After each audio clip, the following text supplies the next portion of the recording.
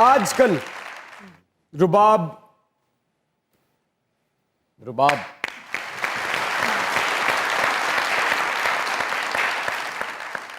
इसकी कामयाबी के बाद जो जिंदगी में फर्क आया उसके बारे में तो हम ब्रेक के बाद पूछेंगे आपसे।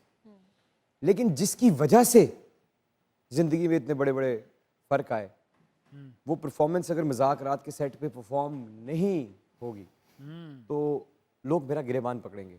और मुझे अपनी जिंदगी में अगर सबसे ज्यादा कोई चीज पसंद है तो वो मेरा गिरेबान है। प्लीज सामने कैमरा है, रुबाब पूरा पाकिस्तान लाइव ना। Putting me on the spot.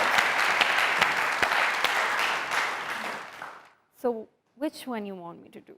जो आपको पसंद है। आए ना जब साथ। जब मैं कौन बनूं? हानिया। काश।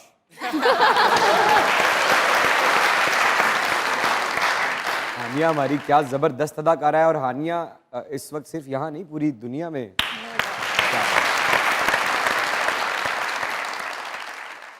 Wait a second. I think she needs to hear this now. Adeel ने तुमसे शादी के लिए इनकार कर दिया, राइट? तो तुम्हारे घर वालों ने क्या किया? तुम्हें उठाकर अदील के छोटे भाई के साथ तुम्हारी शादी करवा दी। Wow, what a self-respect. And now you're yelling and screaming in front of me like that. Where was your self-respect that time, honey? कहीं मत जाइएगा।